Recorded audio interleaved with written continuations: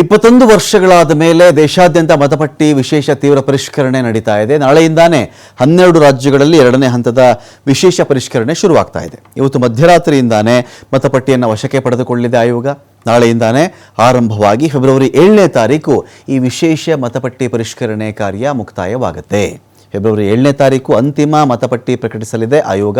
February 7ರ ನಂತರ ಹೊಸ ಮತದಾರರ ಪಟ್ಟಿಯನ್ನು 12 ರಾಜ್ಯಗಳಲ್ಲಿ ಚಾಲ್ತಿಗೆ ತರಲಾಗುತ್ತೆ. ಮುಂದಿನ ವರ್ಷ ಎಲೆಕ್ಷನ್ ಎದುರಿಸುವಂತಹ ರಾಜ್ಯಗಳು ಸೇರಿದಂತೆ 12 ಕಡೆ ಈ ವಿಶೇಷ ತೀವ್ರ ಮತಪಟ್ಟಿ ಪರಿಷ್ಕರಣೆ ಇರುತ್ತೆ. ಒಟ್ಟು 103 ದಿನಗಳ ಕಾಲದ ಲಾಂಗ್ ಡ್ರೈವ್ ಇದು.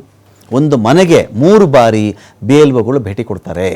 ಚುನಾವಣಾ ಆಯೋಗದ ಮುಖ್ಯ ಆಯುಕ್ತ ಜ್ಞಾನೇಶ್ ಕುಮಾರ್ ಘೋಷಣೆ ಮಾಡಿದ್ದಾರೆ. ಪರಿಷ್ಕರಣೆ ಎಲ್ಲೆಲ್ಲಿ ಅಂತ ನೋಡಿದ್ರೆ ಅಂಡಮಾನ್ ಮತ್ತು ನಿಕೋಬಾರ್, ಛತ್ತೀಸ್ಗಢ, ಗೋವಾ, ಗುಜರಾತ್, ಕೇರಳ, ಲಕ್ಷದ್ವೀಪ, ಮಧ್ಯಪ್ರದೇಶ, ಪುದುಚೇರಿ, ರಾಜಸ್ಥಾನ, ತಮಿಳುನಾಡು, ಉತ್ತರ ಪ್ರದೇಶ, ಪಶ್ಚಿಮ ಬಂಗಾಳ.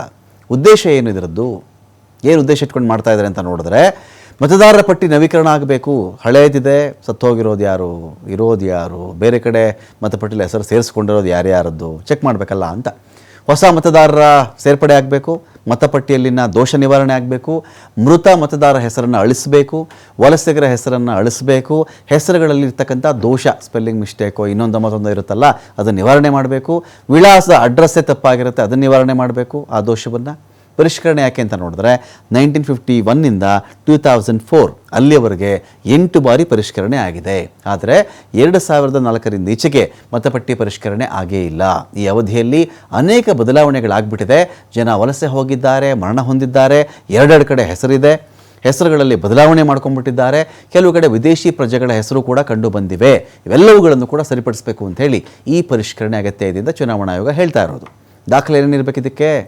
ಎಲ್ಲ ಒಳಗೊಳ್ತಾರಲ್ಲ, ಯಾವ ಜನ ಈ ಪರಿಷ್ಕರಣೆಗೆ ಒಳಗಾಗ್ತಾರೋ ಅವ್ರೇನು ಇಟ್ಕೊಳ್ಬೇಕು ಅಂತ ಹೇಳಿದ್ರೆ, ಪಿಂಚಣಿದಾರರ ಗುರುತಿನ ಚೀಟಿ ಇರಬೇಕು ಅವ್ರ ಬಳಿ, ಸರ್ಕಾರಿ ಇಲಾಖೆಯಿಂದ ಕೊಡಲಾದ ಗುರುತಿನ ಚೀಟಿ ಇರಬೇಕು, ಜನನ ಪ್ರಮಾಣ ಪತ್ರ, ಪಾಸ್ಪೋರ್ಟ್, SSLC ಅಂಕಪಟ್ಟಿ, ಶಾಶ್ವತ ನಿವಾಸ ಪ್ರಮಾಣ ಪತ್ರ, ಅರಣ್ಯ ಹಕ್ಕುಗಳ ಪ್ರಮಾಣ ಪತ್ರ, ಕ್ಯಾಸ್ಟ್ ಸರ್ಟಿಫಿಕೇಟ್, ರಾಷ್ಟ್ರೀಯ ನೋಂದಣಿಯಲ್ಲಿ ಹೆಸರಿರಬೇಕು, ಕುಟುಂಬ ನೋಂದಣಿಯಲ್ಲಿ ಹೆಸರಿರಬೇಕು, ಭೂಮಿ ಅಥವಾ ಮನೆ ಹಂಚಿಕೆ ಪತ್ರ ಇರಬೇಕು, ಆಧಾರ್ ಕಾರ್ಡ್ ಇರಬೇಕು. ಇಷ್ಟಿಟ್ಕೊಂಡ್ರೆ ಅವರು ಈ ಪರಿಷ್ಕರಣೆಯಲ್ಲಿ ಪಾಲ್ಗೊಳ್ಳಬಹುದಾಗತ್ತೆ ಅಂತ.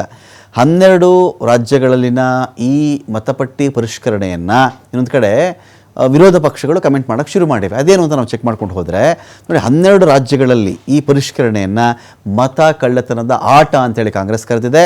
ಆಯೋಗ ಘೋಷಣೆ ಆದ ಮೇಲೆ ಟ್ವೀಟ್ ಮಾಡಿ ಆರೋಪವನ್ನು ಮಾಡ್ತಾ ಇರೋದು ಕಾಂಗ್ರೆಸ್. ಆಯೋಗ ಈಗ 12 ರಾಜ್ಯಗಳಲ್ಲಿ ಮತ ಕಳ್ಳತನದ ಆಟ ಆಡ್ತಾ ಇದೆ. ಬಿಹಾರದಲ್ಲಿ ಪರಿಷ್ಕರಣೆ ಸೋಗಲ್ಲಿ 6.9 ಮಿಲಿಯನ್ ಮತ ರದ್ದಾಗ್ಬಿಟ್ವು. ಈಗ 12 ರಾಜ್ಯಗಳಲ್ಲಿ ಕೋಟಿಗಟ್ಟಲೆ ಮತಗಳನ್ನು ರದ್ದುಪಡಿಸಲಾಗುತ್ತೆ. ಇದು ಮೋದಿ ಮತ್ತು ಆಯೋಗ ಮಾಡ್ತಿರ್ತಕ್ಕಂಥ ಸ್ಪಷ್ಟ ಮತ ಕಳ್ಳತನ. ಬಿಹಾರದಲ್ಲಿನ ಕಳ್ಳಾಟ ಇಡೀ ರಾಷ್ಟ್ರದ ಮುಂದೆ ಬಹಿರಂಗವಾಯಿತು. ಸುಪ್ರೀಂ ಕೋರ್ಟ್ ಕೂಡ ಚುನಾವಣಾ ಆಯೋಗ ವಿರುದ್ಧ ಕಿಡಿಕಾರಿತ್ತು. ಮತ ಕಳ್ಳತನದ ವಿಭಿನ್ನ ವಿಧಾನಗಳು ದೇಶಾದ್ಯಂತ ಆಚೆ ಬರ್ತಾ ಇವೆ. ಮತ ಕಳ್ಳತನ ಆರೋಪ ಸಂಬಂಧ ಆಯೋಗ ತನಿಖೆ ಮಾಡಬೇಕಾಗಿತ್ತು. ಬದಲಾಗಿ ಆಯೋಗ ಮತ ಕಳ್ಳತನದ ಆಟದಲ್ಲಿ ಭಾಗಿಯಾಗಿದೆ ಅಂತ ಹೇಳಿ ಕಾಂಗ್ರೆಸ್ ಹೇಳಿದೆ.